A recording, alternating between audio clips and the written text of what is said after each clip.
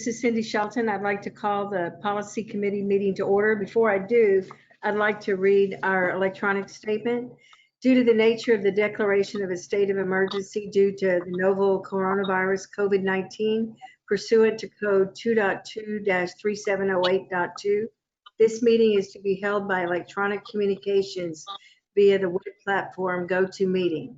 The catastrophic nature of this declared emergency makes it impractical and unsafe to assemble a quorum in a single location, and the purpose of this meeting is to discuss or transact the business statutorily required or necessary to continue operations of the public body.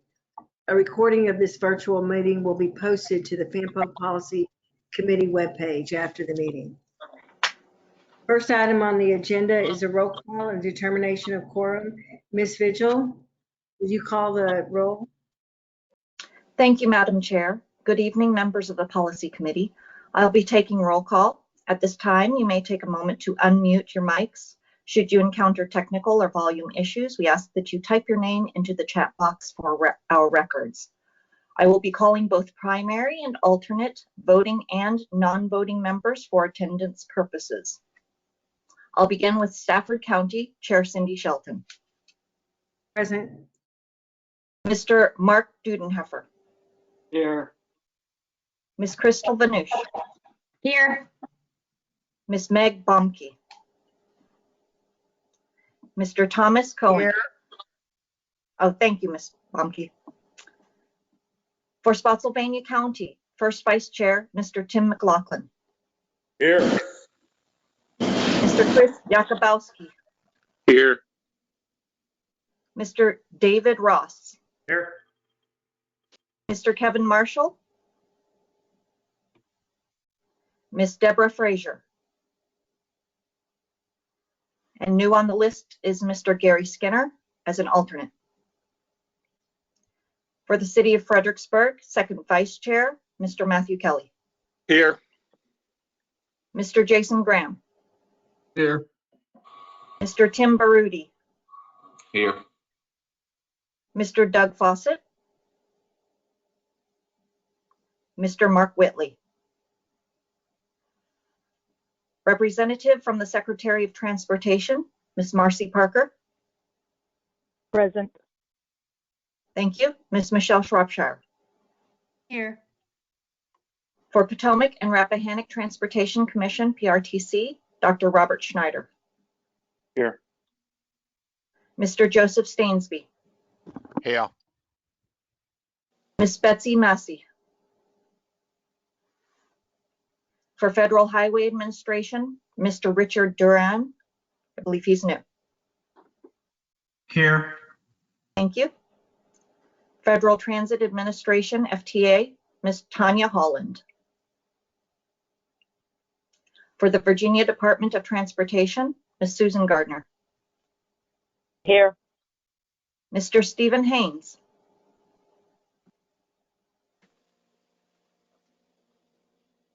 For Virginia Department of Rail and Public Transportation, DRPT, Mr. Todd Horsley. Here. Ms. Jennifer DeBrule.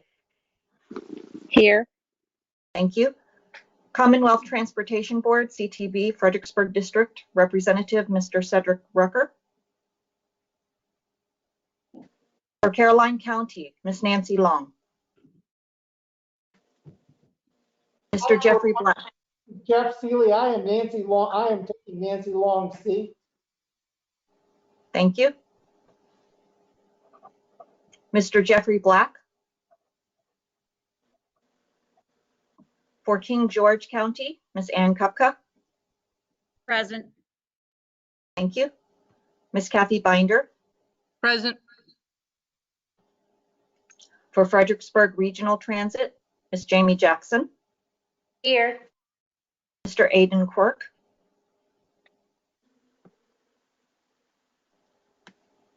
And Citizen Transportation Advisory Committee Chair, David McLaughlin. Here.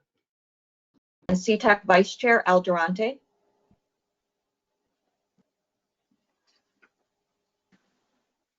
That is all for roll call. You do have a quorum. All attendants, please put your mics back on mute unless recognized by the chair to speak.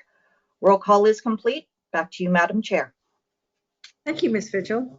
The first item on our agenda, or second item on the agenda is third item, all right? Okay, is the approval of the January 25th, 2021 Policy Committee agenda. It's an action item, but before we go into that, I wanted to share with you how we're going to do our votes today.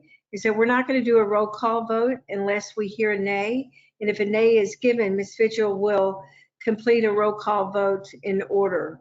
So it'll be a little bit different, but it'll save you some time. If there's any issues with that, please let me know. And we don't have to do that, but I've been in other committee meetings and it's worked very well to save some time. So let's try that for our first item, which was the approval of the January 25th, 2021 Policy Committee agenda. Do I have a motion? Chairperson, before you call for the motion, may I just say that having the suggestion given to us by VDOT that we make a one-sentence amendment to the UPWP, we as the staff would like to request that you add that item to the agenda. It's a one-sentence amendment to the UPWP, but we do need to get the policy committee decision on that. So we're asking if you could add 6G to the agenda for us to read that sentence and explain it to you. Thank you. Madam Chair, I'll move it with revision. Thank you. Do I have a second?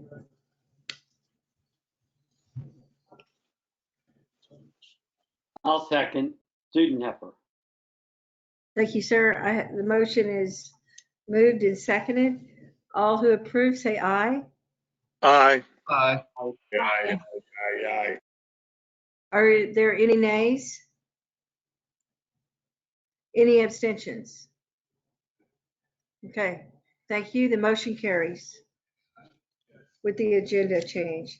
Next item on our agenda is public involvement. Do we have any comments or questions from the public at this time?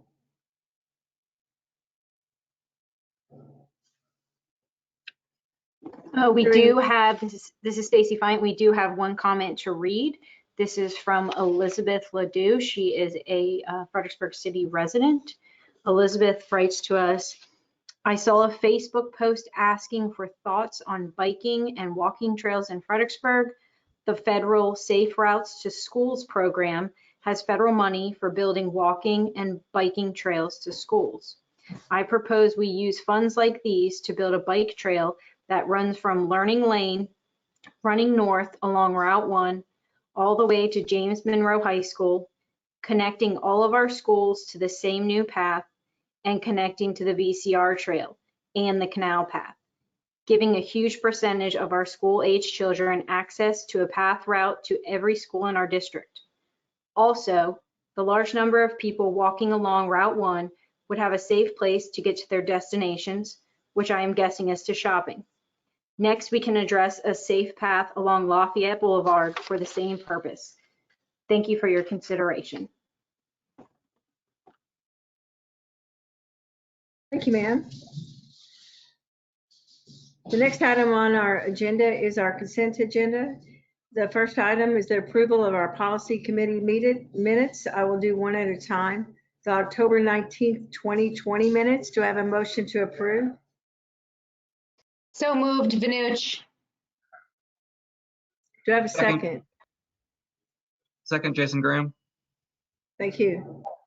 The motion has been moved and second. All who approve say aye. Aye. Aye. Any nays? Any abstentions? Hearing none, the October 19, 2020 motion minutes have been approved. Next item is the October 26, 2020 minutes. Do I have a motion to approve? So moved, Vanucci. Second, Do I have a- Graham. Thank you, Graham. All right, any nays? I haven't even said that, I'm sorry. All who approve say aye. Aye. Aye.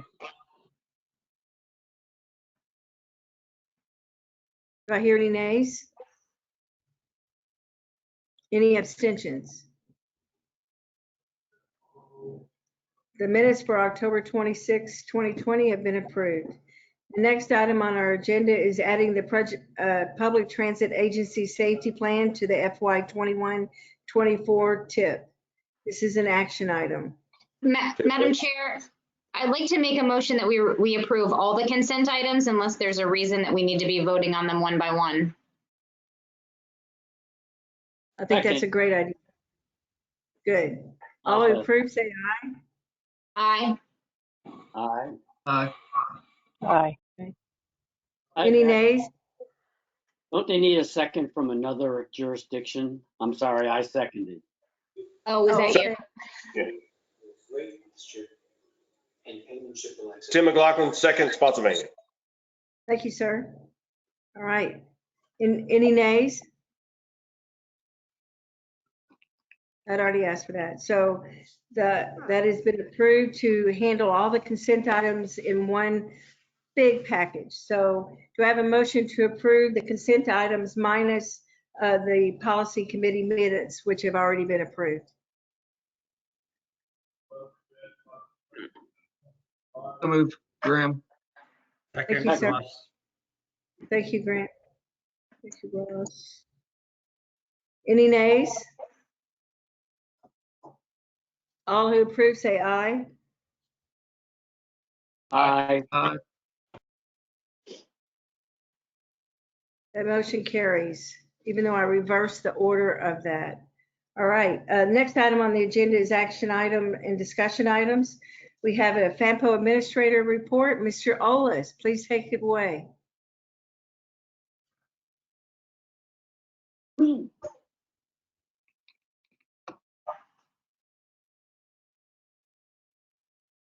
Person, I am just going to share my screen quickly.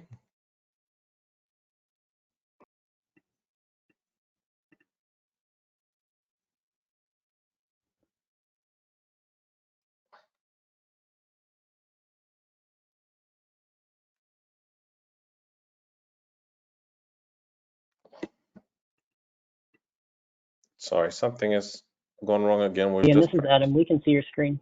Can you? Okay, great. Yep. Thank Just you very want to share much. the slideshow. Okay, you can see that? Yes, we can. Great. All right, I'll jump right in. Thank you all, and good evening to everybody that I haven't greeted yet. This is the first time I get to make a presentation. I have put together some slides, and I'll go through them as quickly as possible. I know your time is precious. The presentation doesn't call for any decisions tonight, and these slides will be made available by the staff to everyone else in case you wish to go over them again in your own time. But this is my initial first presentation to the policy committee.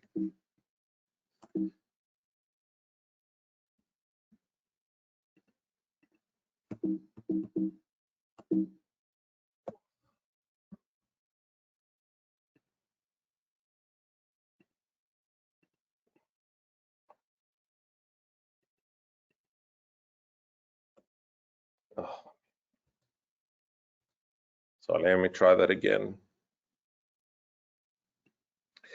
What I'm going to be doing tonight is looking at the COVID impacts on transportation in our region, an overview, a regional transportation overview, and an update of our office.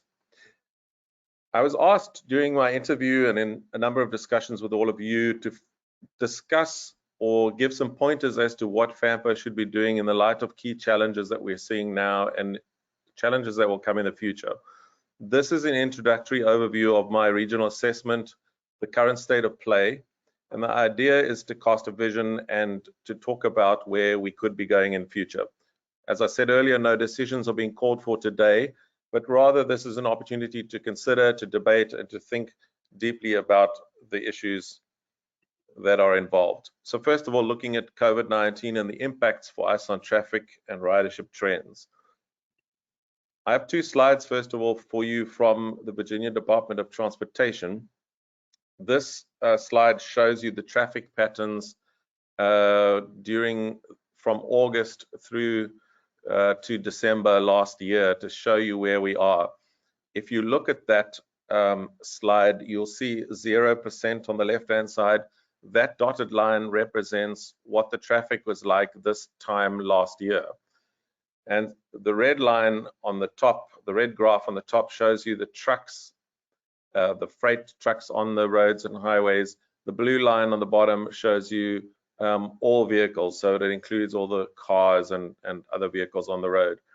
This is a statewide graph, and it's looking from the period September to November and early December. You can see, if you look at that graph, the trend. The trend is that the freight traffic, the trucks and so on, are up to 10% higher than they were this time last year, in spite of the COVID pandemic. All of the traffic taken across the state as a whole is perhaps 10% below what it was this time last year, but the trend line is generally up, it's growing, which you'll see in later slides. The second slide, also from the VDOT, shows you the morning peak traffic. The top slide shows you the interstate traffic, and the bottom slide shows you the non-interstate traffic. And you can see the pattern. In last year, April, you'll see the big dip when COVID began and traffic dropped dramatically. And towards the end of the graph, you can see in November what was happening. We were again almost at the 0 point from last year. Interestingly enough, on this graph, if you look at the orange line on the top graph, that is a midweek traffic pattern, so it's slightly down on last year. But the weekend traffic, as you can see with the blue and the red lines, it's at last year. It's approaching last year's traffic already. So we're almost on the weekend back to what we were before COVID. The midweek traffic during the peak is a little bit down on what it was last year. Some days 20% down, but the trend is generally up. Looking at the national picture versus the local picture on mobility trends, I asked our staff to have a look in some more detail. Here's a selection of bus transit systems around the country that are kind of a similar size to ours. You'll see the black line on that graph represent the Fred transit. That's their particular ridership pattern. And you can see some of the other transit systems that do buses particularly. You can see during the April-May period a massive dip in the graph when the ridership was down. But if you look towards the end of the year, September, October, the trend is starting to already go up again. Commuter rail around the country is much more adversely affected than buses. If you look at this graph, you can see the commuter rail, again, the black line would be the VRE, Virginia Rail Express. The others are a number of other systems. You can see the green line is the Maryland Transit Administration, Baltimore, which is the MARC type trains. Much more severe impact if you look at it on the ridership of commuter rail trains than we saw on the buses in the previous slide. So if you take that as a whole and look at just our local systems, on this graph, the green line represents the VRE. You can see a massive drop during March, April, and May. The blue line represents the OmniRide buses that are run by Potomac and Rappahannock, and the red line is the Fred bus ridership. And if you look at that, you'll see Fred in October was about 11,000 or so, as against 22 or 23,000 before. So they're approaching 50% of their prior ridership already in October, November. But the VRE train system is much, much lower. They're not recovering as much. And my comment on that, Chairperson, is that it appears that the bus ridership around the country is springing back from COVID a lot quicker than the train ridership. The commuter rail trains are struggling to get their ridership back during COVID. It's a pattern not just here locally.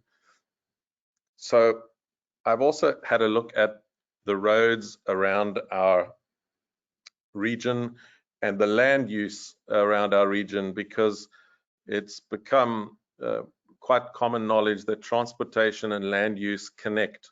Where people live in density, that's where the transportation system has to grow to deal with the traffic congestion and other matters. This is a map which I'm going to use throughout this presentation of our region. You can see in the center is Fredericksburg, the south is Spotsylvania, and the north is Stafford. You'll recognize the thick black line north-south being the I-95. This is a map of population density. I asked our staff to look at where people currently live, and those colors represent the density of the population. If you look at the legend on the left-hand side, you can see the darker colors, the browns, represent the most dense parts of our region with the highest population density. The red is also fairly high density, and the dark orange is the next highest density. You can see where the people are living currently in the most dense concentrations relative to where the major roads are, where the I-95 is, where the rail system is, and so on. This region has got significant benefits and significant challenges that we need to look at. We have a large population growth happening in our region. A large percentage of the population are commuting outside of our region. Some studies say it's in the region of 42%, some studies say it's in the region of 62%.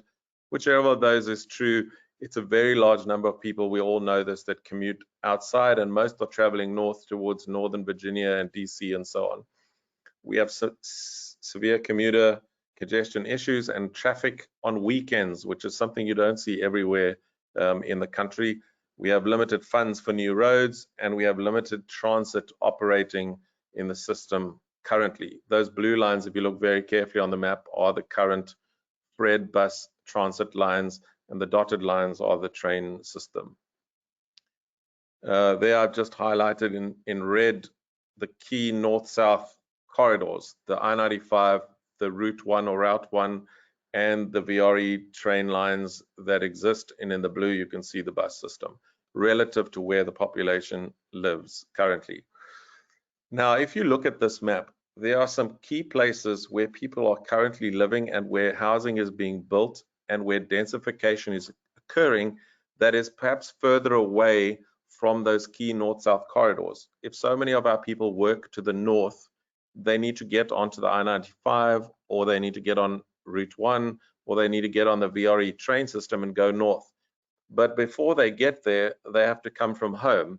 And if you look at those circles in red, those are areas where people live, where houses are being built, where densification is increasing, particularly those darker colors is where the densification is increasing, and those areas are the furthest in terms of density of people from those major north-south corridors, which gives you an overview of where future traffic challenges are going to be in our region, because that's where the distance to the north-south corridors are going to create the congestion problems that we are seeing.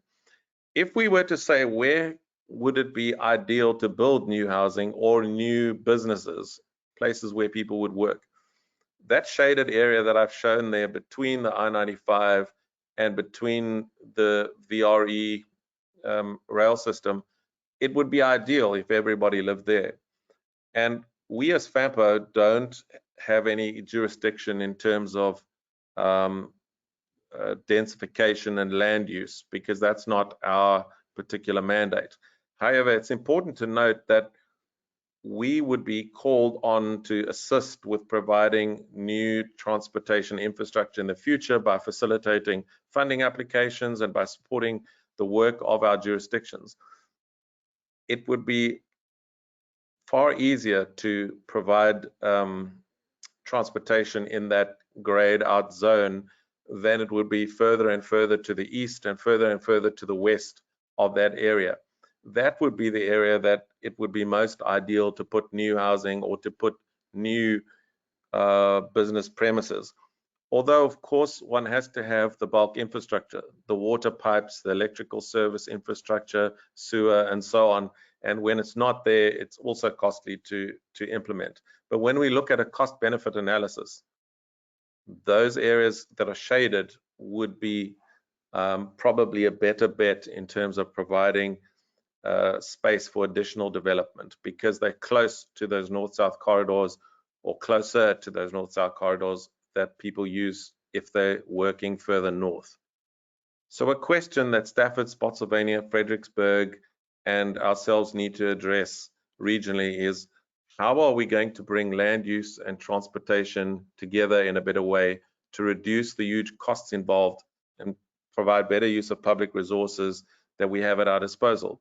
Whether we like it or not, we're all in this together, and what our jurisdictions do and what we do affect each other, whether we like it or not, because there is so much in terms of funding available and so much work that needs to be done. What's happening with rail in our region? Large amount of rail investments are coming to Virginia and to our region in particular. Many of you know already, and I don't need to bore you about the upgrades to the train stations, about the third rail track that is being implemented by Virginia to add capacity.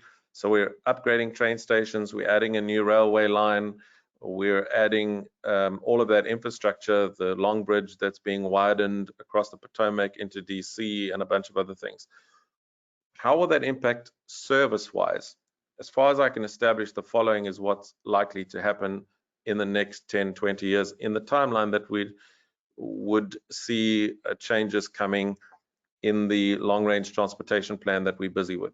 So there are going to be probably 2 new Northeast regional trains for Amtrak in 2026, one to Richmond, one to Newport News. We probably will see 3 additional Northeast regionals in 2030, mostly to Richmond, which will bring the service of Amtrak to an almost hourly service during weekdays. In terms of VRE trips, we're going to see probably 2 new ones in 2026, 2 additional daily trips, and 2 additional new trips in 2030 per day.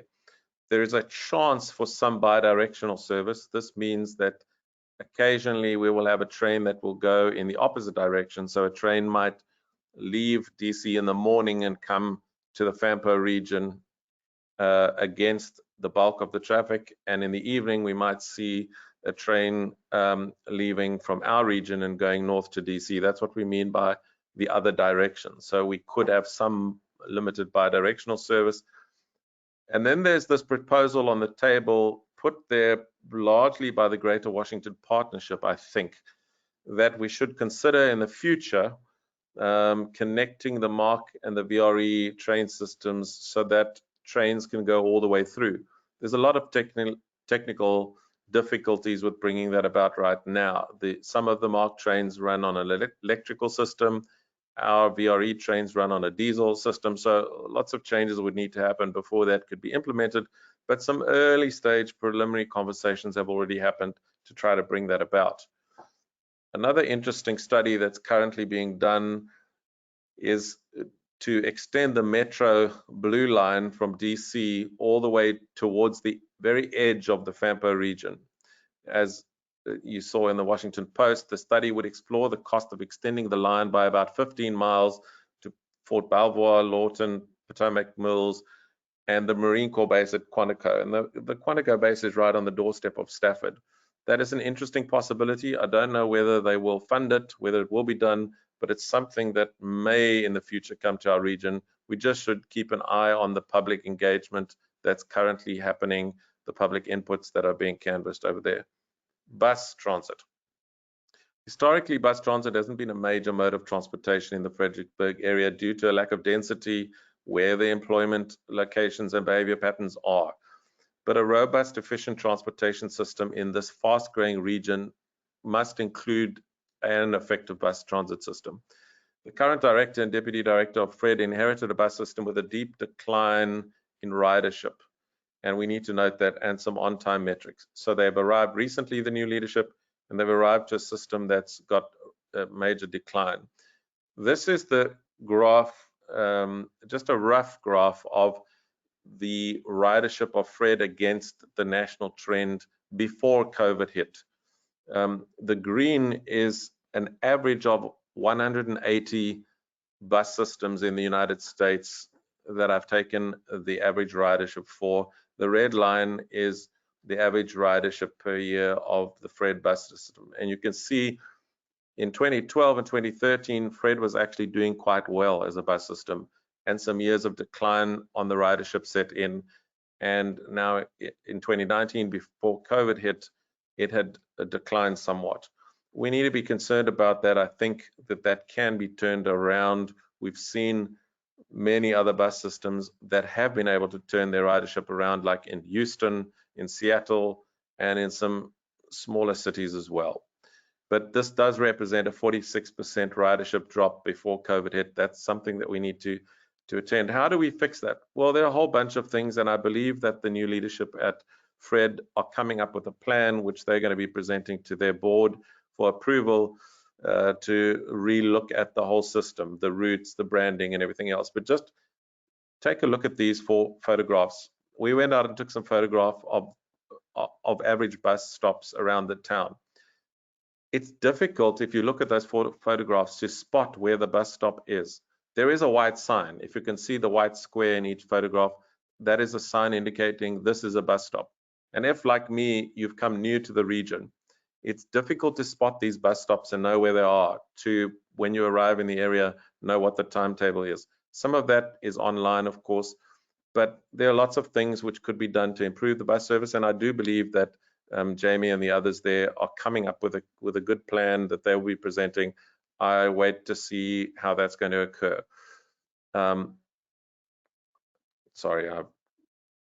Looking at the way forward, you'll see at this point that I've not spoken about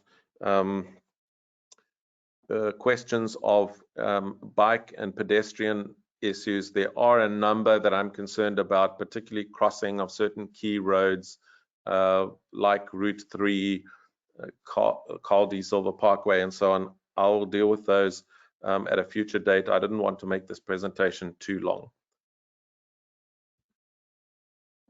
Oh, sorry, I've done it again. Suggested future study concepts.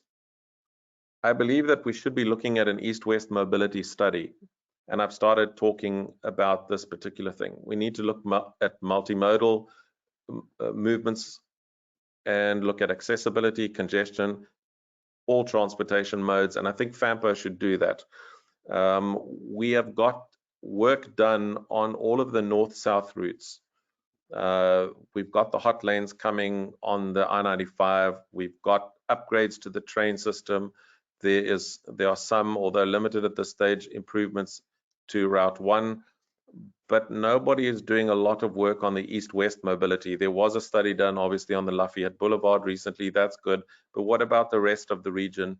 How do we get people to these train stations if they're going to be upgraded and more trains are coming? That's complicated, and it involves east-west movement. I think FAMPO should be tackling a study regarding that. A Fred bus ridership study and some recommendations is important. We are not going to be pursuing that at this stage. Fred tells me that they are working that into their new transit strategic plan. They're going to be looking at those historical ridership numbers, finding the problems, coming up with a concrete plan to turn that ridership around. So we're not going to mess in their hair. We wish them well and offer our support to help them. I think we need some new scenario planning framework, a new scenario planning framework for our LRTP. The scenario plans are based on some data that's a little bit older now, and we do need to update that.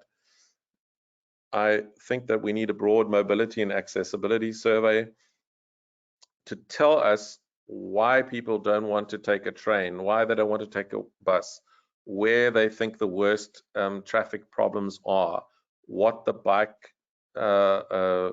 safety issues are in our region, and I think we should do a complete survey.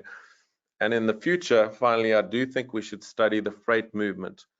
We've seen a massive increase in freight on the roads, on the highways, not just on the rail system.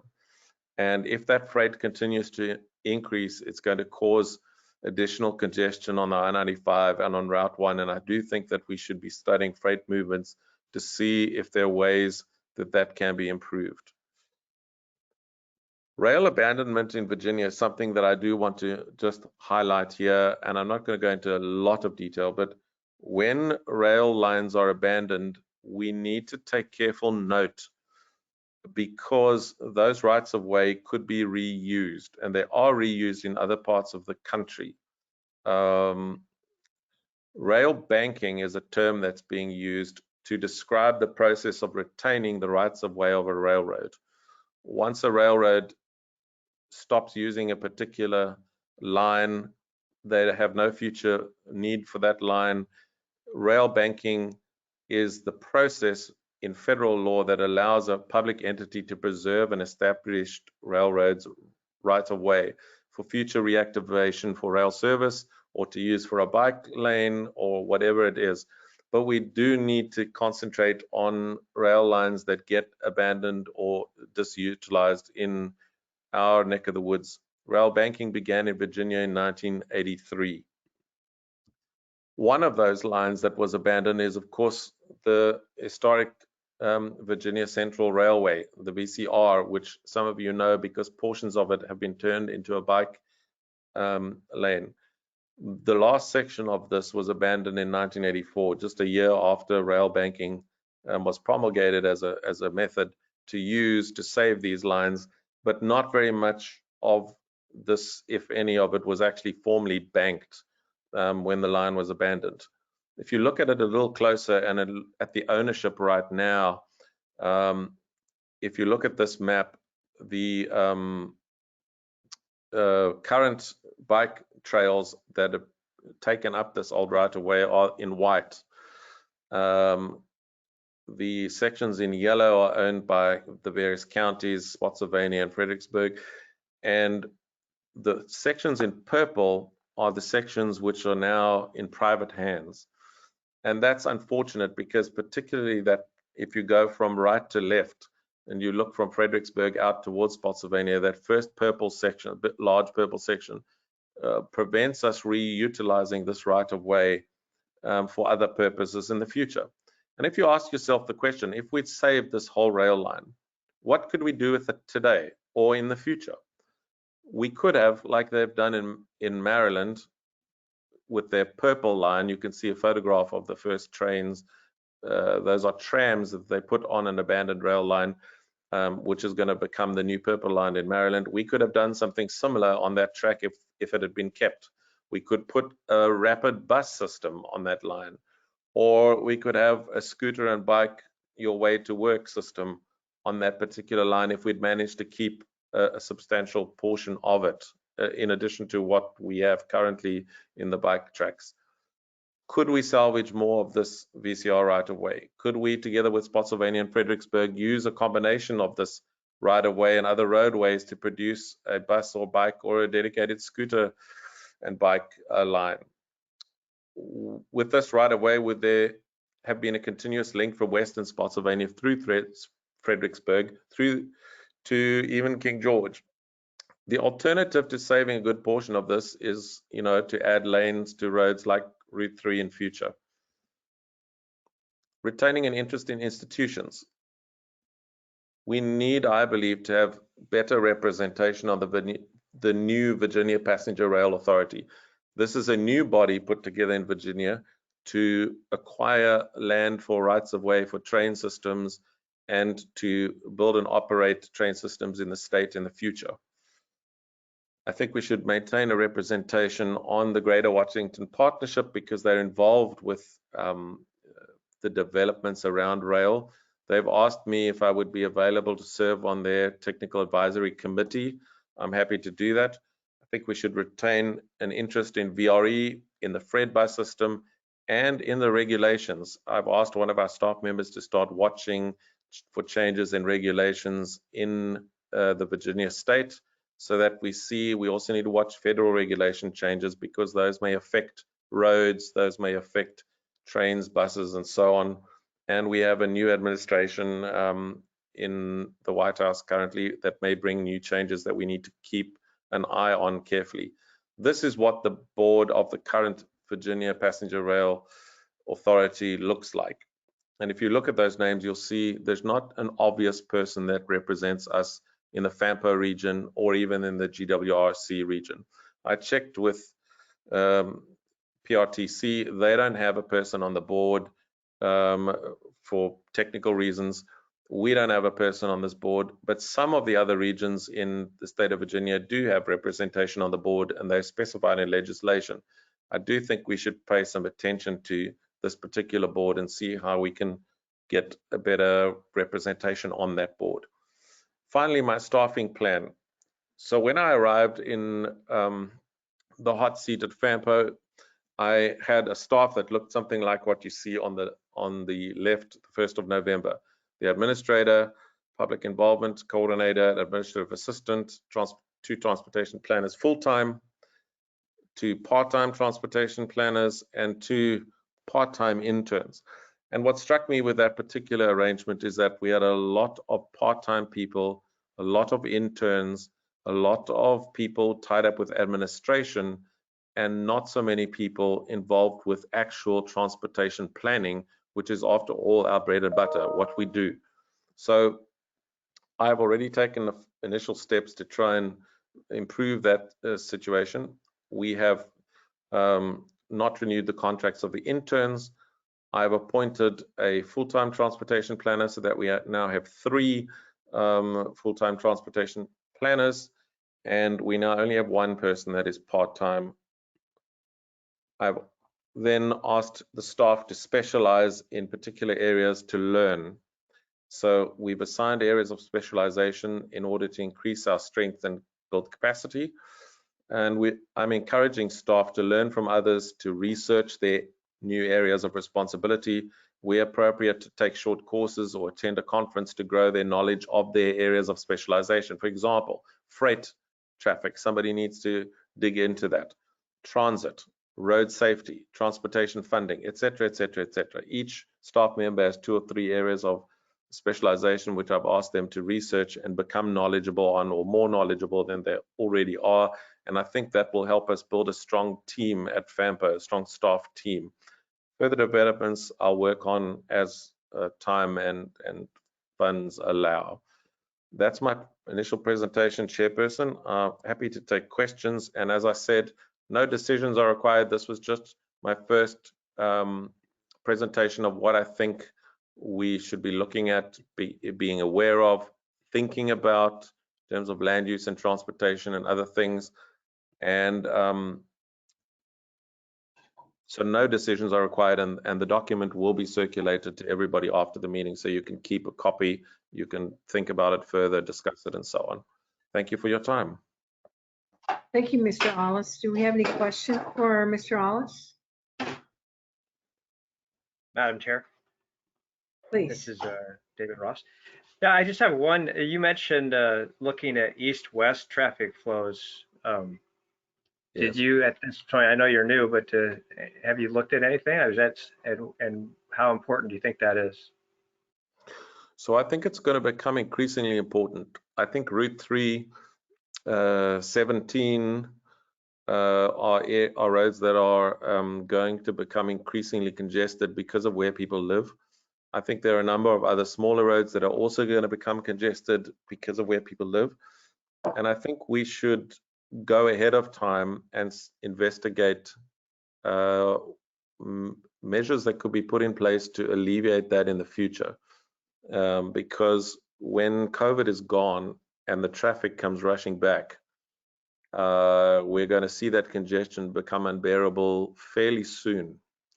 And I think that we should get ahead of this thing by looking at where the bottlenecks are going to be, where the problem areas are going to be, and what things could be done about those. So I would like to do a formal study, and we've put it on the agenda just for a brief mention that we would like to apply for a grant to be able to do a proper study of this. And then obviously we will get input from all of you. We've already spoken to the Fred Bus people. We've spoken to the OmniRide people about our intention to work on this, and they seem keen to assist us and provide their data and questions that they think need to be answered as well. And well, thank you very much. I agree with you too. I think it's a great thing you picked up on already.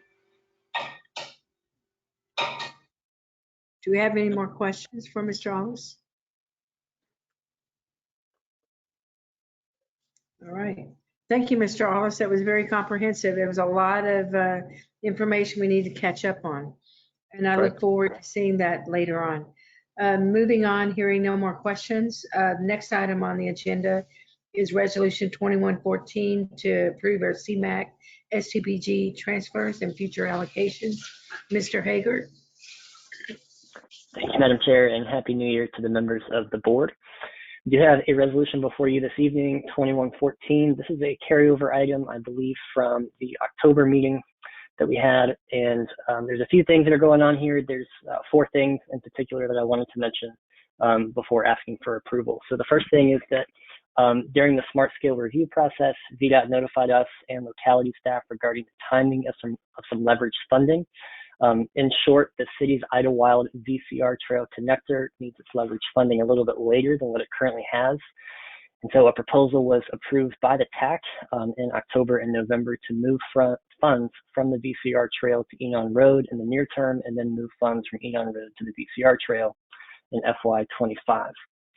This resolution also approves the balance transfer that was proposed first back in July of 2020, which I know at this point is a long time ago, and it's been on hold since then. The TAC approved this item, and it was deferred on July 20th for staffers to work with VDOT on project details, and I believe that those have since been ironed out. And then finally, it also moves funding from a discontinued project to the Route 1 Market Street project in Spotsylvania, which the policy committee voted to fully fund in the fall of 2020. So, Madam Chair, in your packet, there are 3 documents. One is the resolution. We also have the current, most recently approved allocations, and then finally the proposed allocations that spell out where the money is moving from and where it's moving to. Again, all of this has been formally approved by the Technical Advisory Committee and is recommended by staff for approval by the Policy Committee this evening. Thank you, Mr. Hager. Do we have any questions? Madam Chair, this is Marcy.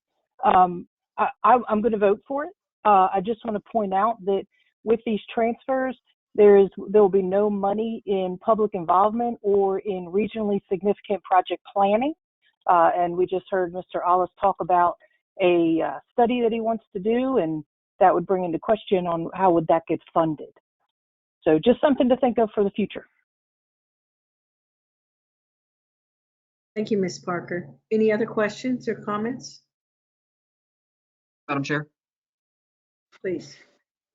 Thank you. Adam, could you repeat the reason for the switch in fiscal years? It was a little muffled. I couldn't quite understand, and I was a little confused since the project that got moved up seems to be maybe an order of magnitude more expensive than the other project, and so that I just didn't quite understand.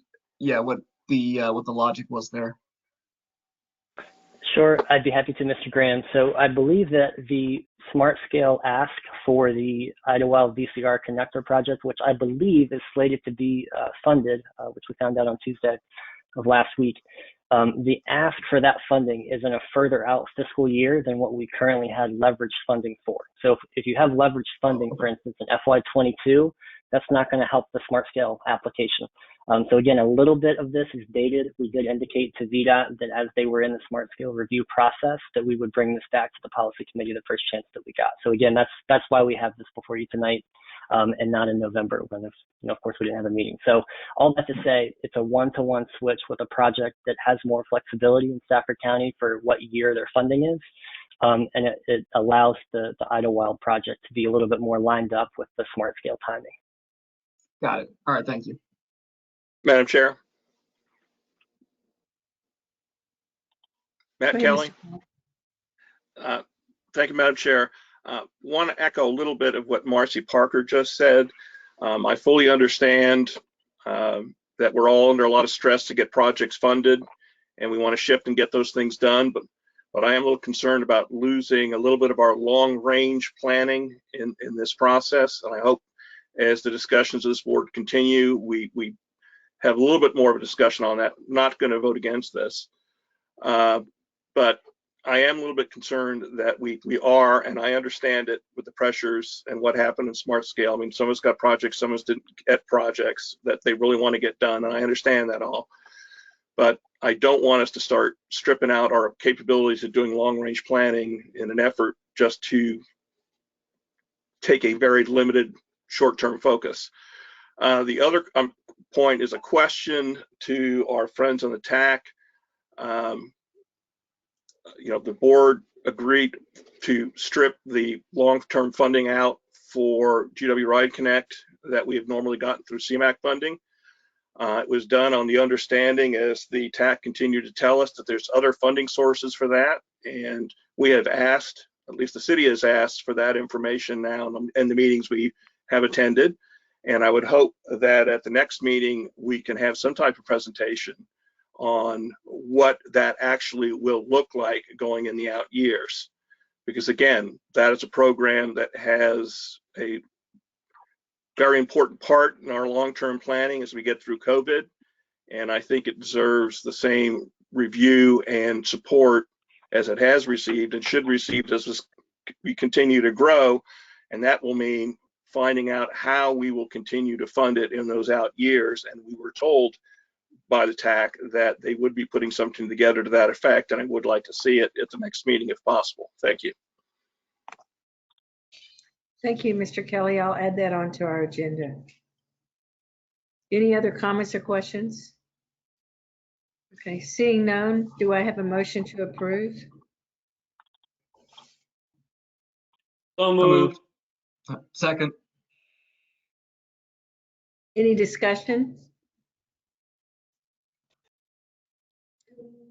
All who approve say aye. Aye. Aye. Aye. Do we have any nays? Any abstentions?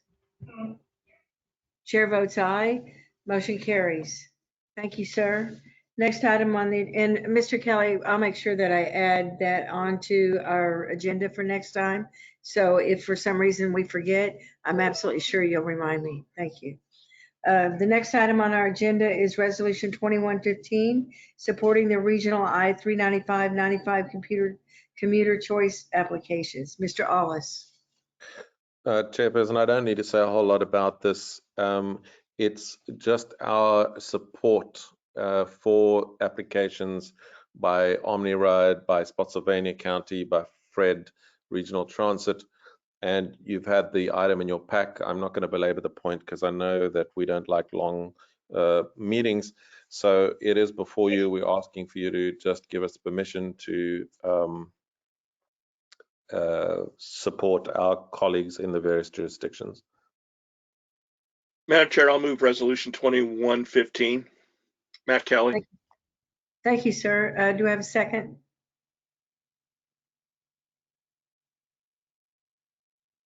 Second, Spazi. Thank you very much, Mr. McLaughlin. Is there any discussion? Okay, all who approve say aye. Aye. Aye. All who disagree say nay. Any abstentions? Chair votes aye, motion carries. Next item on our agenda is our CMAQ and Surface Transportation Block Grant Prioritization Methodology Update. Mr. Oziak, we are so excited to see this. Please bring it. Yes, thank you, Madam Chair, and good evening, members of the Policy Committee. Alex Oziak, TAC Chairman.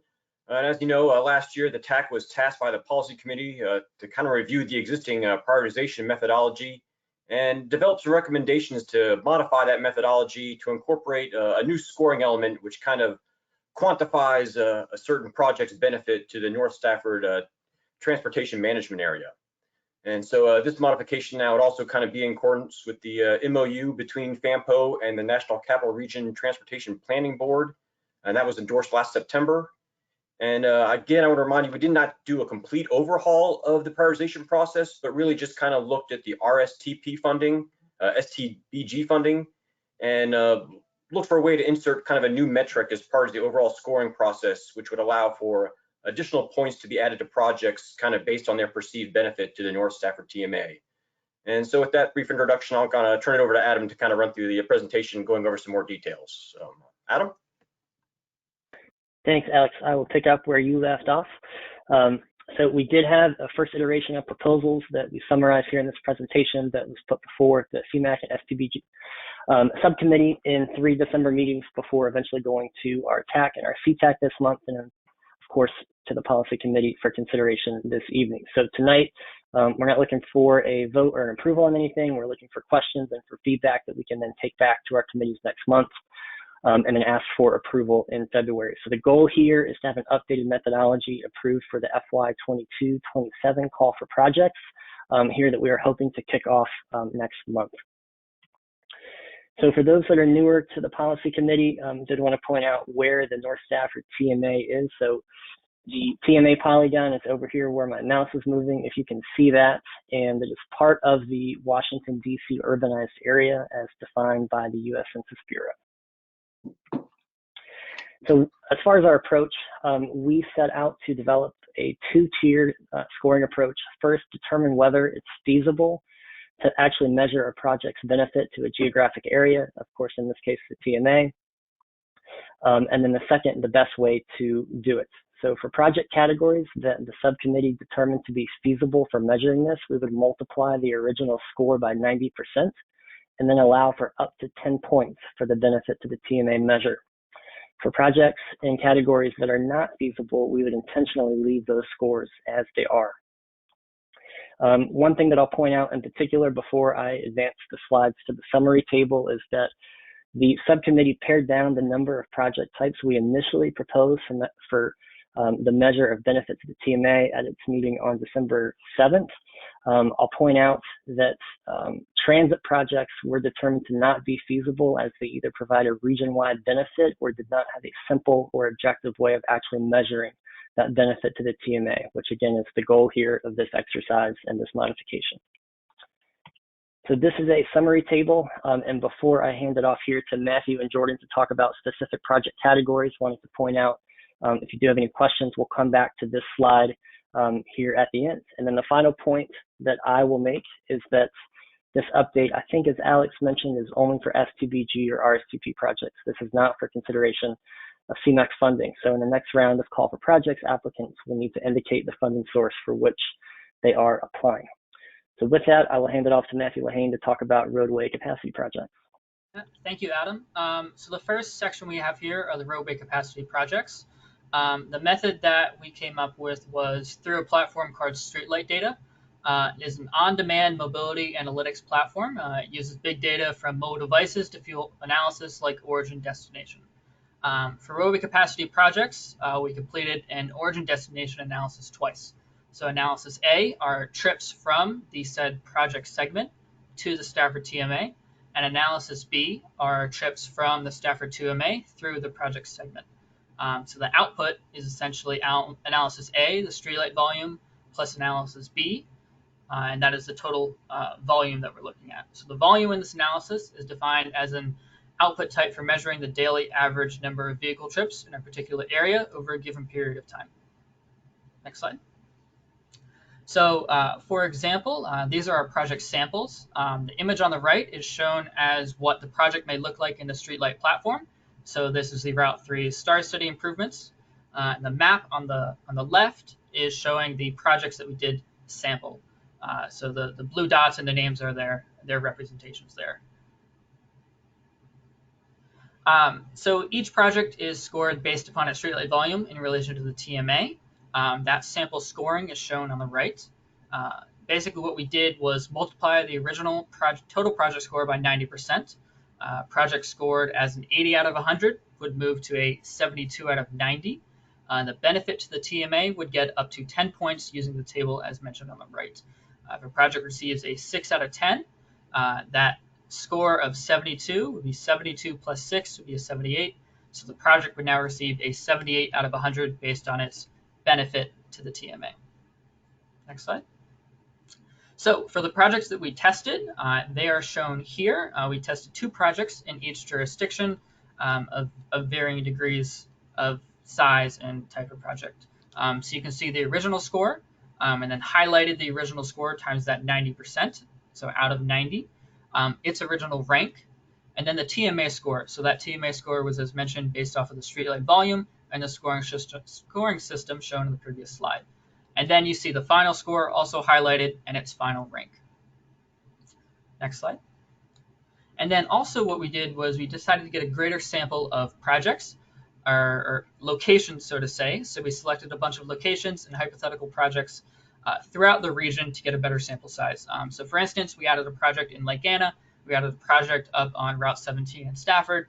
We added a project at Route 2 and Route 17 in Spotsylvania County. And you can see, again, similar to the previous table, their benefit to the TMA score for each of these projects. And shown in the map on the right are those scores shown in graduated colors. So the lighter color would be less points, the darker color would be more points. And I believe that is it for this. I'll now pass it off to Jordan. Thank you. Thanks, Matt. So moving on to the PE studies category, we looked into 3 different projects, 1 in each jurisdiction. And on the next slide, we determined that a 3-mile buffer distance was appropriate to measure the TMA benefit. So for every additional 3 miles from the TMA, the project would decrease by 1 point. And to note that if a project was in 2 of these buffer locations, it would just receive the highest points possible. And then again, like Matthew said, we multiplied the original score by 90%.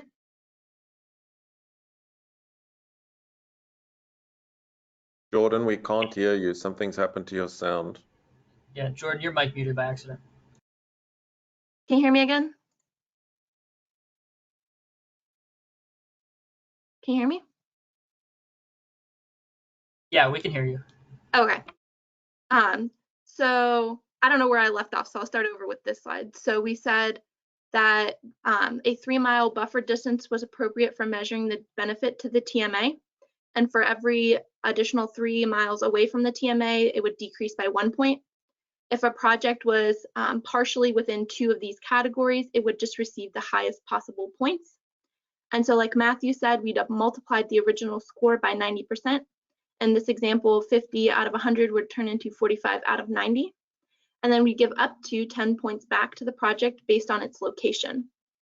And so on the next slide, you can see the results of the tested projects with the original score, the highlighted 90% score, the original rank, how many points it would get for the TMA benefit, the final rank or final score and the final rank. And in this case, none of the scores would change their rankings.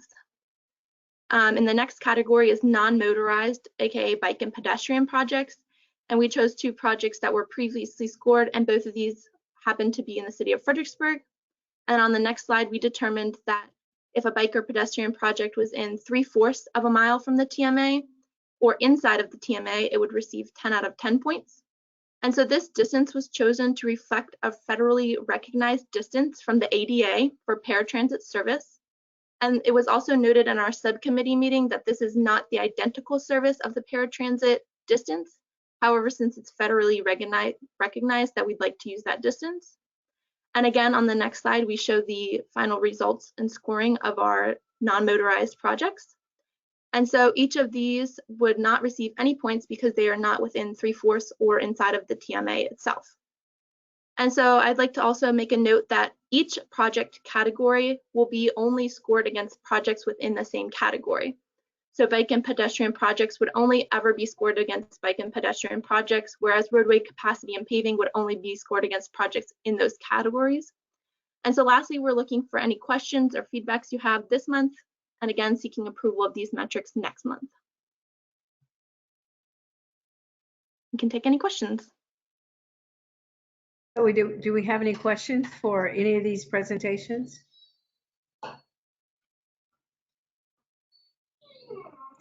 Mr. Kelly. Thank you, Madam Chair. I know that we have chatted about this and we're going to make some, I think we all agree to make some allowances for the TMA. I would be very interested in both VDOT's and Federal Highway's initial thoughts on this, because they will have a lot of say in how we spend funding. And there is the question of money being spent regionally. But more importantly, I guess my question will be is if this is moved forward, and under the circumstances, I think the staff did a very good job. under the directions they were given for this. So kudos to Adam, staff, and Ian. I know you had some involvement in these discussions. But ultimately, in another year or two, the new census numbers are going to come out. And in all probability, and I'm not saying 100%, we are going to be one big, large urbanized area again, which will result in a discussion of how we move forward. So in a sense, in the next year or two, this dynamic is going to change, potentially change dramatically. And can I assume that we're going to have to revisit all this in 2 years or a year and a half, whenever we start getting more indications of where this is going? Just throwing that out for get at least something on paper on what the staff is thinking of when we move this forward, when we go through the next census round.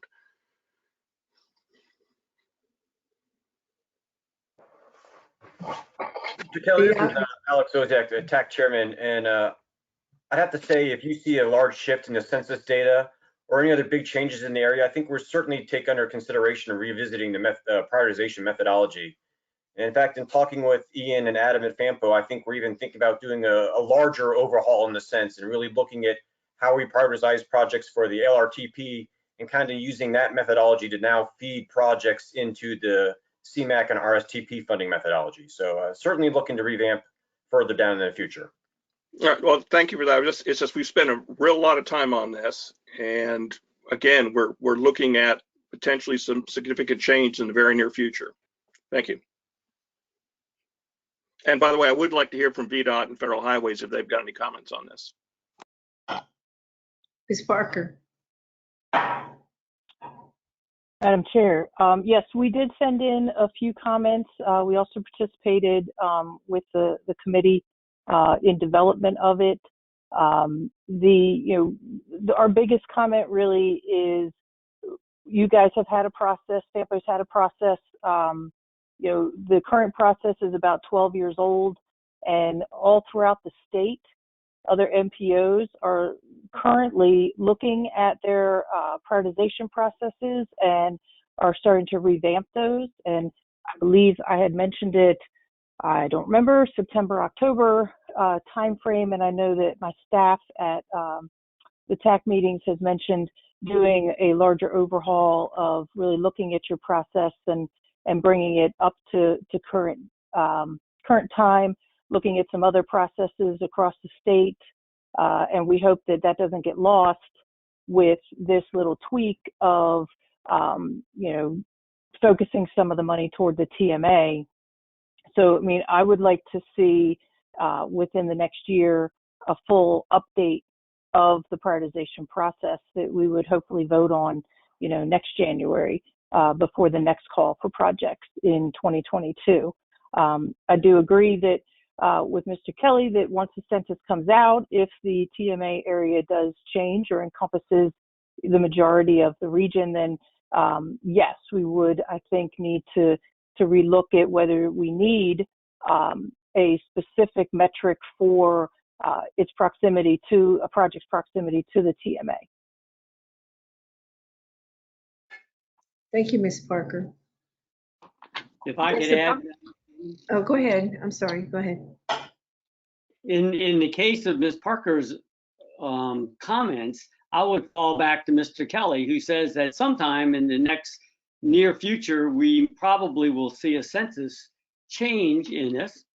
We hear that at every single time we have this discussion. The key word there is potential. But for us to revamp it now between here and January, and then be in 2022 actually getting the census analysis of where the TMAs are going to be located and whether the Fredericksburg region will be reunited, I think it's a waste of staff time to actually do a revamp in the calendar year 2021. And we should wait for that census data and that census analysis. Thank you, Mr. Dudenheffer. Are there any other comments or questions?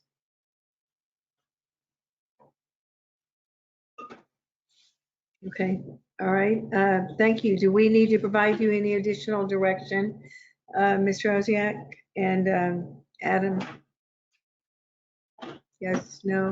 Mr. Chairman, really, this was for your information tonight and to give the committee a chance to kind of review our proposed changes, and really wanted to collect feedback and any comments the committee members might have as far as any kind of additional changes you may want to see. And otherwise, we'd like to represent this next month for hopeful approval.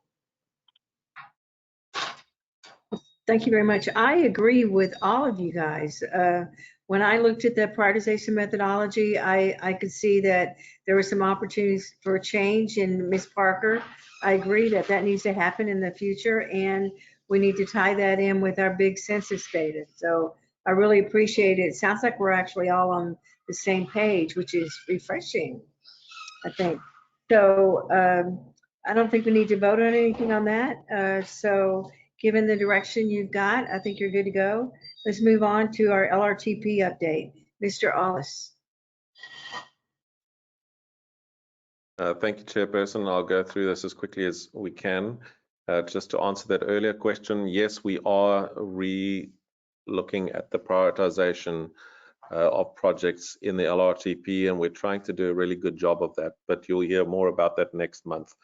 So we're looking currently at the LRTP in terms of goals and objectives. We have to call for new projects, and we're looking at the narrative content. I'm particularly excited about doing scenario planning updates in the new LRTP and doing a good job of that. And we've started a process talking to VDOT, who have got some modeling experts that actually have built a model of our region. And so we're tapping into that, and we've got our consultants, Cambridge Systematics, who are also working with us on that. The 2045 LRTP goals and objectives were adopted quite recently in the summer of 2018. And those are largely updates to the 2040 plan and are not substantial overhauls. Staff developed a survey in October based on committee feedback, which was released in November and closed in December. You're going to get the responses of that survey in due course. I know Stacey is working on all of that material to present it in a digestible format for you. Based on the committee feedback and survey responses, staff will make recommendations to the policy committee in February for potential updates to goals and objectives. Next slide. The 2045 project lists were amended again in July 2020, which is quite recent to account for Smart Scale Round 3 results, the latest tip and updates to local projects.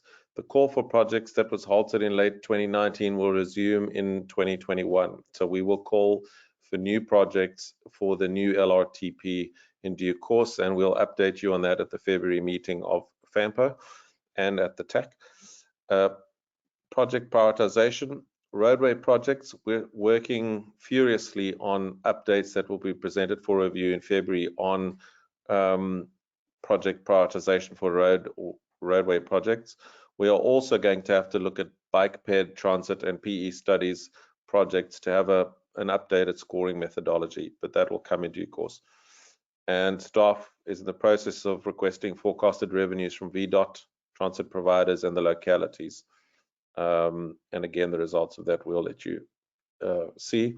We're intent on keeping the similar chapter structure to the 2045 LRTP for the 2050 LRTP update, looking at an overview of the region, the demographic and socioeconomic trends, the future trends, which is scenario planning. So Cambridge Systematics is modeling the base year and the horizon years together with the noble scenarios, and staff in FAMPA are working with VDOT's modeling team. I don't think this was particularly done last time, but we are working with VDOT's own modeling team to model some alternative growth scenarios, and I've really insisted that we try and update that chapter of the 2050 edition.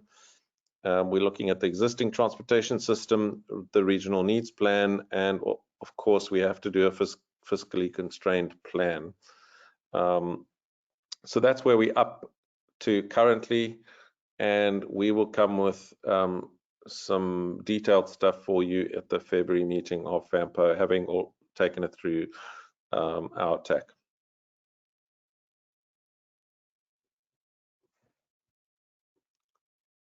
Chairperson, over to you. Thank you very much, sir. I appreciate the update. Do we have any questions or comments?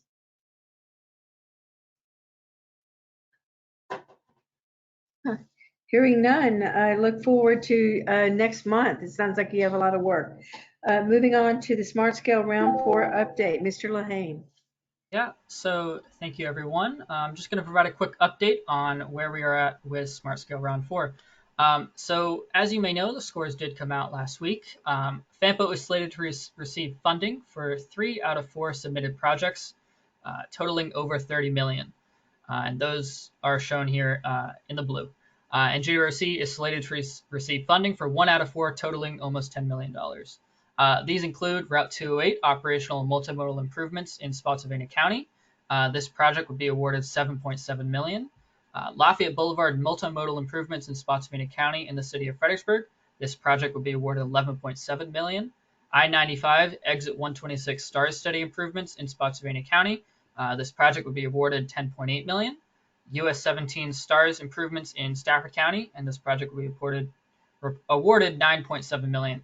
So our projects did particularly well in a couple of categories and factors related to air quality, travel time reliability, and reduction of crashes, especially the land use category. But there are areas that we can definitely improve on relating to overall accessibility and congestion mitigation categories. So the next steps in the Smart Scale process at CTB, including between February and April, CTB to develop potential revisions to the staff recommended funding scenario shown here. April to May, public hearings on staff recommended scenario and any potential revisions. May CTB meeting, revised funding scenario developed, and then the June CTB meeting, adoption of the 6-year improvement plan or improvement program with these projects. Thank you. Thanks, Matthew. And Chairperson, if I can just interject briefly and say, I think this is excellent news. 3 out of 4 of our projects are approved, slated for approval. And that's quite a significant increase, both in the number of projects and in the dollar value of projects compared to the previous cycle. So we've done really well this year. And I think we should, as FAMPO, be celebratory of that. We should be really thankful and happy about the fact that we've done so very well in this round. Do we have any questions or comments?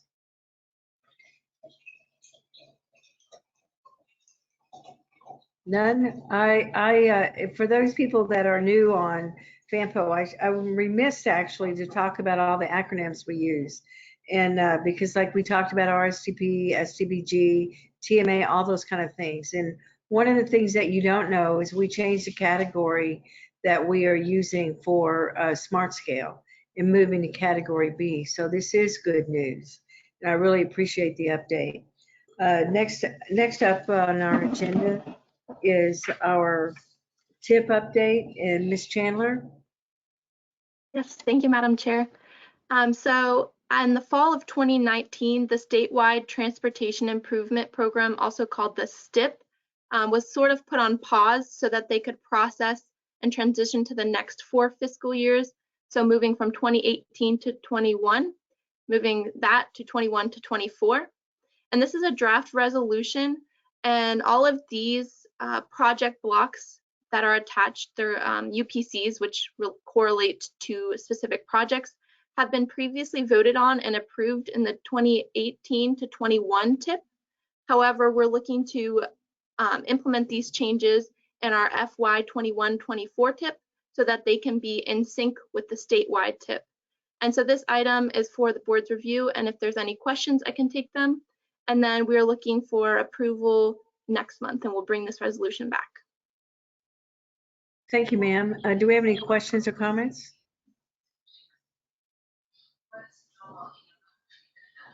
And if there's no questions or comments, I can move on to the next item.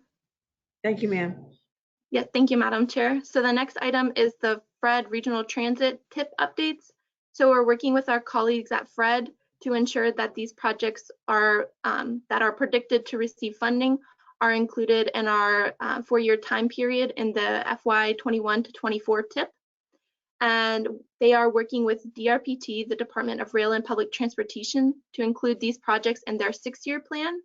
And then once they've been included in the 6-year plan, we want to ensure to incorporate them into our TIP so that they are taken accounting for since they are receiving federal funding. And so if there's any questions on those 3 projects, I can answer those. Do you have any questions?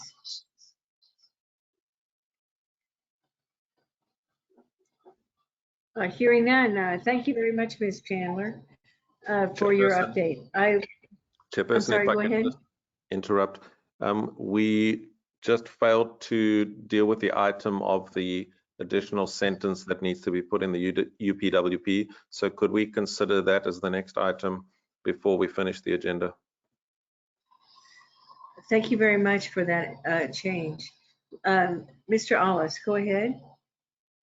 Adam, if you could just bring up so there is the resolution. It's to resolve that Adam, do you want to read it, or do you want to give members a minute to just read it for themselves? Either way, happy to read it or give a moment. This is basically a resolution allowing us to add that sentence to the UPWP and allow for a 30-day period of public comment, because it is a change. Even though it's not a major one, it is a change. So we do need to give the 30 days comment. This is the item that I spoke to the executive members about over the weekend, and it's adding point 21, as you can see below there, which reads, process and manage all support activities associated with hiring non-citizen staff members, including but not limited to immigration and visa requirements. So that's the sentence that would be added.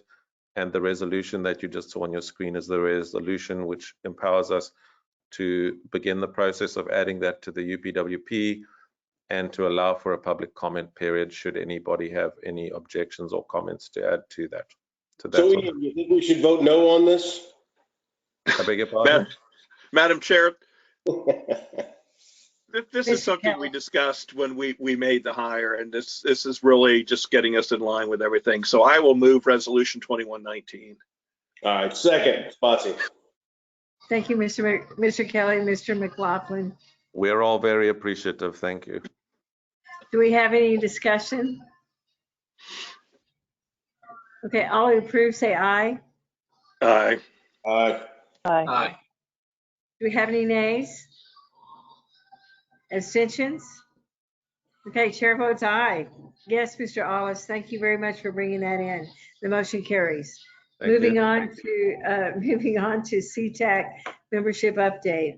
Ms. Fine, would you give us an update on where we are with that? Sure. So the first thing that you're looking at here on your screen is a resignation letter. Leslie Ann Jordan, who is a King George representative, she resigned in September. Also in October, Timothy Haddix, a representative for Stafford County, resigned. On a positive note, in October, we had CTAC member Neil Holleran reappointed. He represents Spotsylvania. And then I also need to tell you about 5 at-large spots. So you all have 3 open at-large spots for CTAC, and you also have 2 open at-large spots for BPAC.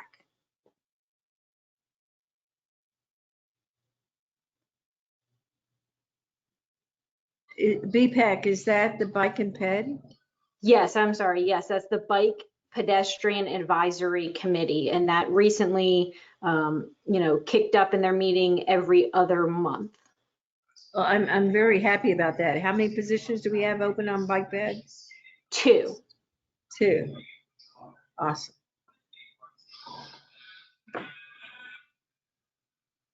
Well, despite the individual that thought there was no value to these particular meetings, I think that we on FAMPO really understand how critical our citizen involvement is to FAMPO, as well as for Bike Ped.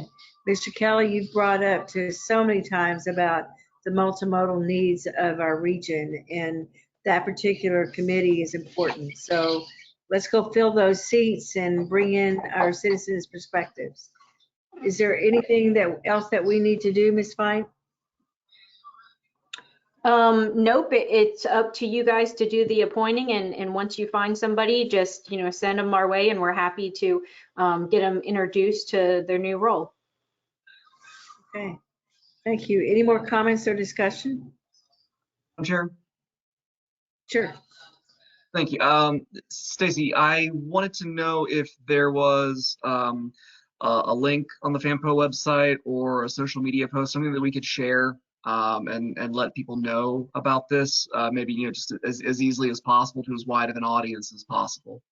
Yep, so I think Adam's pulling up now the FAMPO homepage. You go under committees, there's one for CTAC, and then there's also one for BPAC. And they can go to those pages and learn everything about the committee, when it meets, how to contact you all, how many open seats there are. Take a look at the bylaws. We also have a brand new public reference manual that will teach them everything they need to know about transportation in a nutshell. So this is probably the best place to direct them to. Okay. All right. And those open seat totals are current? Yes. Great. All right. Thank you very much. Thank you. Our next item on the agenda is the approval of the Title VI assurances. Ms. Fine, you want to carry that forward?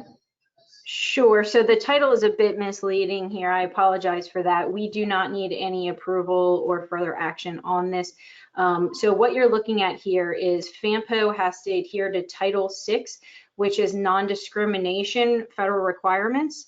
And every year or with staff changes to the Title VI coordinator position or the FAMPO administrator, VDOT sends us this letter that you're looking at that we have our GWRC executive director sign.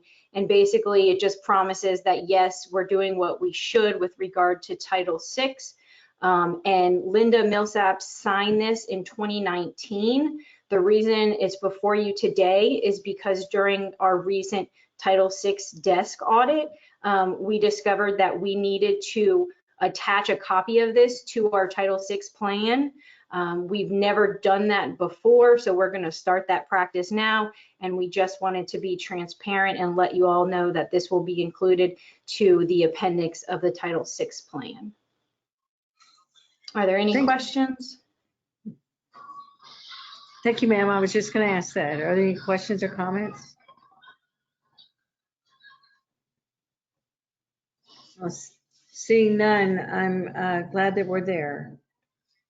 On 2021 FAMPO meeting calendar, Mr. Ollis, will you cover that item?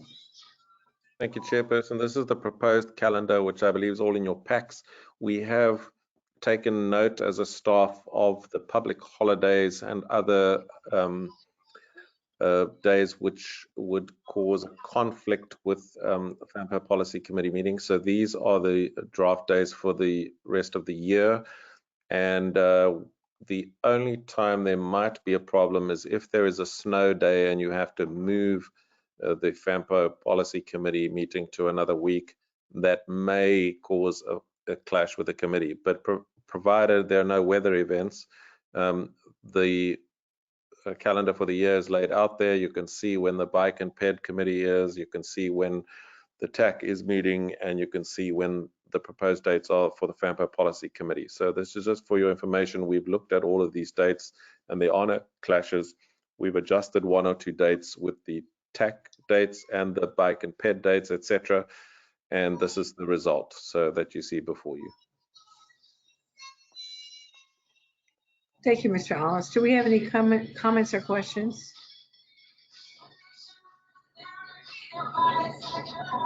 Well, I do. Stafford County goes on its summer break in June and July, and but yet I noticed there's no meeting in August. Are there other jurisdictions that are off in August, and that's why there's no meetings in August? Chairperson, Leah can, I suppose, respond to that, but we've followed the same pattern for this year as what was done last year. So this is the kind of pattern that was followed last year. I don't know if there are any comments from anybody else on the July versus August gap. Yeah, I noticed it last year. That's why I'm bringing it up. I'm sorry. Did someone speak? Oh, go ahead. Thank you, Madam Chair. Yes, City of Fredericksburg, the City Council also in July, the second meeting in July, which is the fourth Tuesday, is typically canceled, and it has been canceled for calendar year 2021. Whereas we don't cancel any meetings in August. So we also follow that take a break in July pattern as well. So I would actually like to move the meeting from July 19th to another day. Is any other policy committee members interested in moving our schedule from July to August? That sounds reasonable to me. I guess that would be what, August 16th in that case? Is that we're talking third Monday? Third Monday, yes. Fredericksburg, what do you think? I don't have any objections. Do we have any comment from Spotsylvania?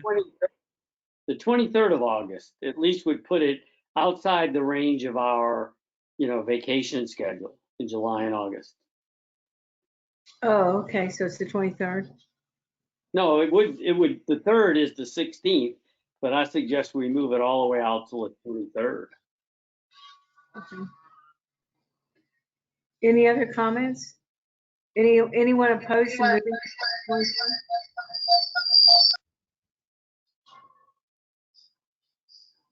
I'm sorry, who was that?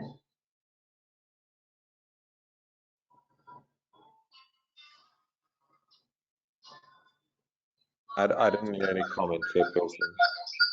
I think it was just background noise. Yes, I'm hearing that. Okay, Mr. Dudenheffer, did you have any additional comments or questions? Because I think that's what we're going to pick up your recommendation to move our policy committee meeting to the 23rd of August instead of the 19th of July. Well, that was easy. All right, thank you very much. Mr. Ollis, we've absolutely been following that pattern and no one's changed it, but we really probably should have a while ago. So thank you. Right, so if there are no objections to that, I'll ask Leah to make that change on the calendar and then to email you all a copy of the revised one. Thank you very much, sir. Next item on our agenda is our DRPT grant application. Mr. Ollis. Thanks, Chairperson. We don't have a document to present. You'll be relieved to know. We just want to inform the policy committee that apropos my suggestion that we do an east-west mobility study, there is a funding grant that is closing on the 1st of February that could give us a portion of the funding that we would like to use for an east-west mobility study. So we intend submitting an application to apply for that DRPT grant for technical assistance to begin such a study. We'll break the study into two parts. The DRPT grant would apply to the transit component of the east-west mobility study, and then we would seek other funding to deal with the roads and bike and ped portion of the study. So it'll be a phase 1 and a phase 2 study, and we would start by applying for funding to do the first phase of that using this DRPT grant, and we're working on the wording and the application documents to apply for that funding. But that's what it's particularly for, to begin work on an east-west mobility study to try and connect all of these north-south corridors with where everybody lives and so on. Any questions or comments? Well, I wish you well with the grants, because I agree with Ms. Parker. We have a funding issue with the grants, as important as that is, and we need those additional studies to give us some guidance. So thank you very much for doing that. The next item on the agenda is correspondence. Do we have any additional correspondence? Yes, I see that. Thank you. Chairperson, we just have these two letters. In both cases, there's nothing we really need to do about them. They're both requesting that if they get their grant funding approved, if we could please add their item to our TIP. So it's really just a formality, really. We are not in charge of whether or not they get the funding. We just need to add it to the tip if they get their funding approved. So we will just wait to hear whether they get the funding approved, and then we would bring an item back to this committee to say we need to amend the tip if necessary. So it may or may not happen. We're just sharing with you the correspondence that we have received. All right, thank you. Any questions about the correspondence in the addition to the tip? Okay. Next item is staff and agency reports. Do we have any staff and agency reports? I'll start off with staff. We have staff reports. The only thing to report is that as per what you saw in the slide in my presentation, we have not renewed the contract for the interns, and we have appointed Mr. Matthew Lehane, who spoke earlier tonight, we've appointed him to a full-time position. He was previously working on a part-time contract, which came to an end at the end of last year. And so we've appointed him from the 1st of January to a full-time position so that we really have some good full-time staff. That's the only staff change that has happened. Okay. Do we have any agency reports, VDOT?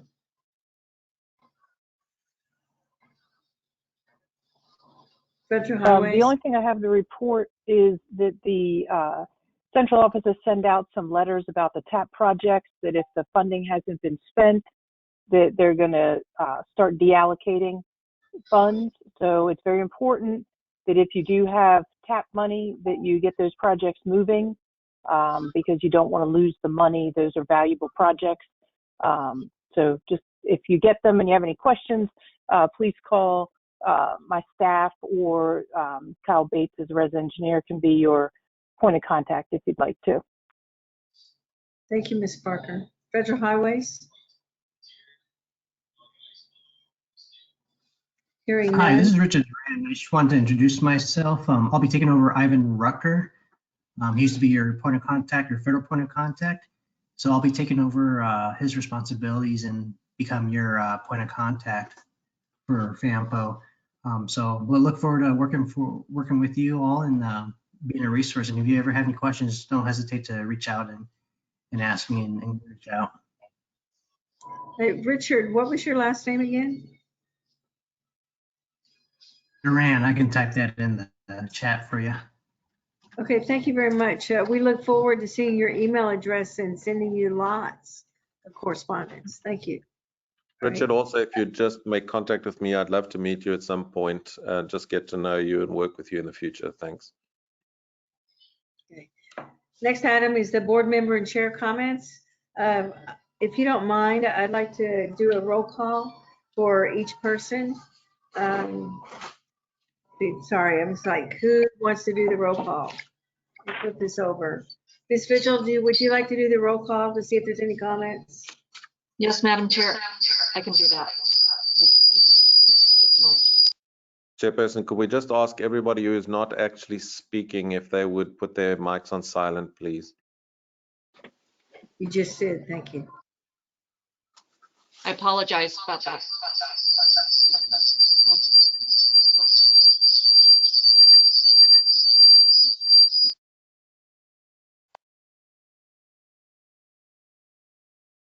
Madam Chair, this is Adam. I think Leah might be having some audio issues, so I'll volunteer to run through the roll call if that's okay with you. Thank you very much, Adam. I was getting ready to do that. I appreciate you doing it. All right, well, we'll save you for last if that's okay. We'll go ahead and start with Spotsylvania. Tim McLaughlin. No comment. Chris Yakubowski. No comment, thank you. David Ross. I've got nothing to add, thank you. City of Fredericksburg, Matthew Kelly. No comments. Jason Graham. No comment. Denver Rudy. No comment. And Stafford County, Crystal Vanucci. No comment. Mark Dudenheffer. Nothing. And Chair Shelton. The chair has a lot of comments, and I want to really appreciate everybody that came to this meeting. We've had a long time that we haven't had a meeting, and 2021's here, and we have a lot to do. And we just went through our next, my first smart scale, and that was a lot of work. And I want to appreciate all the work that everybody did, everybody on this committee, all the discussions we had. I think it was really, really valuable. And so moving on, I just appreciate all of you guys. Sorry about my throat. I have COVID. No, I don't. I was kidding. I don't know what it is. The next item on our agenda is moving into a closed session. Chairperson, if I can just put this, that we no longer require this closed session. We included it in the pack in case you needed a discussion about that amendment to the UPWP. But in view of the fact that that was approved, we no longer need a closed session. So I think we're done with the agenda for today. And I must just congratulate you, Chairperson Shelton, and the board members on running a very successful meeting tonight. Congratulations. I'm excited. We're going to get to make this thing work really well in the future. So congratulations and thank you very much. And thank you all for this meeting. I'm going to adjourn the meeting. Our next policy committee meeting will be February 22nd, 2021. And Mr. Kelly, we will make sure that we have that item on the agenda. Thank you. Thank you, Madam Chair. Thank you all. Good evening.